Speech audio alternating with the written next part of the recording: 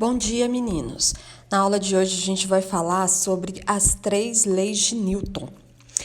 Na aula passada eu passei um pouquinho sobre força para vocês, tá? E nesta aula de hoje a gente vai começar a fazer alguns cálculos, começar a calcular. Então aqui eu coloquei uma pequena historinha para vocês, nosso tempo é curto, né? Não dá tempo de ficar contando história. Mas Isaac Newton, ele foi considerado um dos maiores gênios da história da humanidade. Ele foi o maior cientista europeu desde a época de Arquimedes até de Albert Einstein.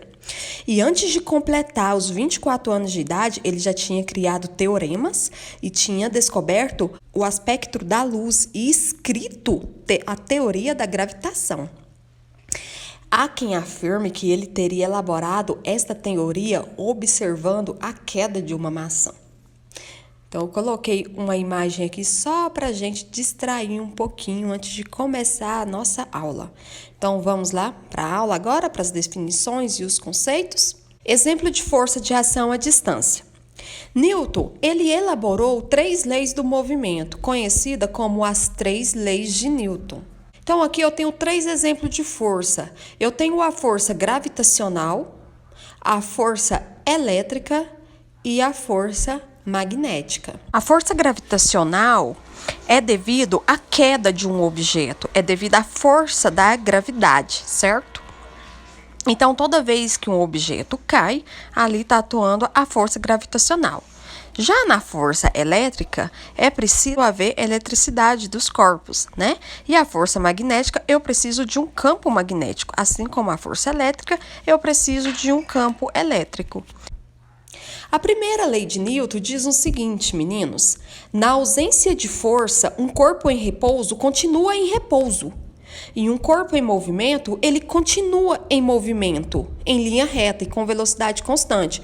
Como assim, professora? Olha, eu coloquei 2 exemplos aqui para vocês.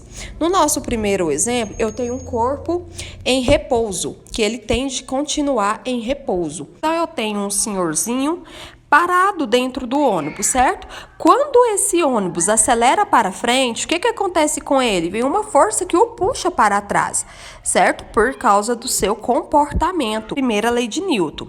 Da mesma forma que quando o corpo está em movimento, ele tende a continuar em movimento. Então, se o corpo está em movimento e o ônibus do nada parou, o que acontece com você dentro do ônibus? Você vai para frente, você caminha para frente, porque tende ali continuar em movimento, certo? Aqui tem um exemplo bem legal do que acontece. Então, aqui outro exemplo para vocês. Um cavaleiro é atirado para frente quando o cavalo para de repente, ou seja, ali ele estava em movimento. Então, um corpo em movimento, ele tende a continuar em movimento. Então, se o cavalo para de repente, o corpo é arremessado para frente. Segunda lei de Newton, que é o princípio fundamental, diz o seguinte: se a força resultante sobre um corpo for diferente de zero, haverá alteração no estado de movimento de um corpo. Aqui, ele define a fórmula que nós vamos utilizar para resolver todos os nossos exercícios desta semana, certo? Ele diz que a força resultante é o produto da massa pela aceleração, certo? Força resultante é igual a massa vezes a aceleração. A terceira lei de Newton diz que toda ação é sempre oposta à reação, igual às ações mútuas de 2 corpos. Um sobre o outro, são sempre iguais e dirigidas para partes contrárias. Ou seja, olha só, aqui eu tenho uma mulher empurrando outra mulher. O que está acontecendo aqui? Elas estão aplicando a mesma força, ou seja, para toda ação há uma reação sempre o quê? Oposta, certo? Só que uma reação igual, ou as ações mútuas de 2 corpos, um sobre o outro, elas estão aplicando aqui a mesma força para que elas permaneçam aqui em equilíbrio, elas precisam estarem fazendo a mesma força. A lei da ação e da reação pode ser explicada no karatê. Quando o karatê dá um golpe que parte uma tábua, ele sente uma força por parte da tábua que pode provocar uma lesão grave na mão. Então, o que está acontecendo aqui? Para toda ação, há uma reação.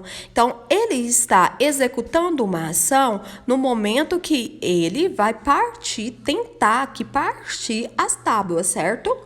E isso está te dando uma reação, que é essa força, essa pressão que ele está sentindo aqui na mão. Outro exemplo de força e reação é isso aqui, ó. Se um corpo A excede sobre um corpo B uma força, eu tenho aqui F de A em B, certo? F de A em B. E aqui eu tenho a F de B em A, certo? A esferinha aqui, eu vou chamar de corpo. O corpo B está aplicando uma força em A. E aqui o corpo A está aplicando uma força em B, certinho? Então, o corpo B excede sobre A uma força BA. Já expliquei aqui para vocês, né?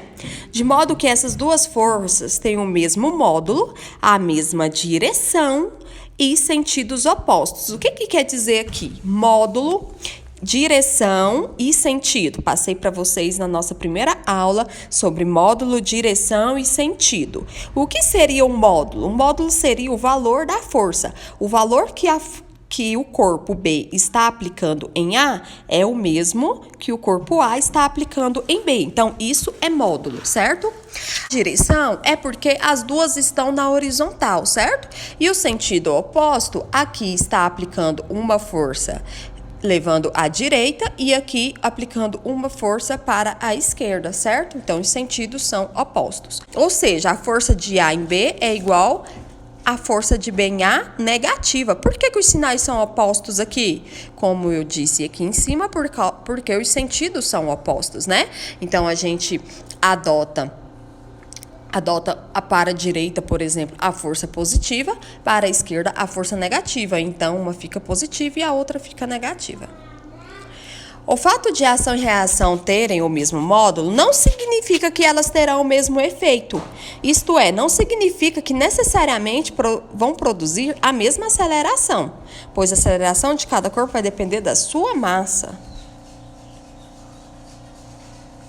Aqui eu coloquei outro exemplo de situação envolvendo a terceira lei de Newton. Para toda ação tem uma reação. Olha só, as meninas aqui, né? Puxando o cabo de... Aqui eles estão brincando de cabo de guerra, né? Então, para toda ação há uma reação. Para que elas continuem aqui em equilíbrio, esse módulo, né? Essas duas forças aqui, elas têm que ser iguais. É isso, meninos. Obrigada. Agora vamos responder as nossas questõezinhas aí.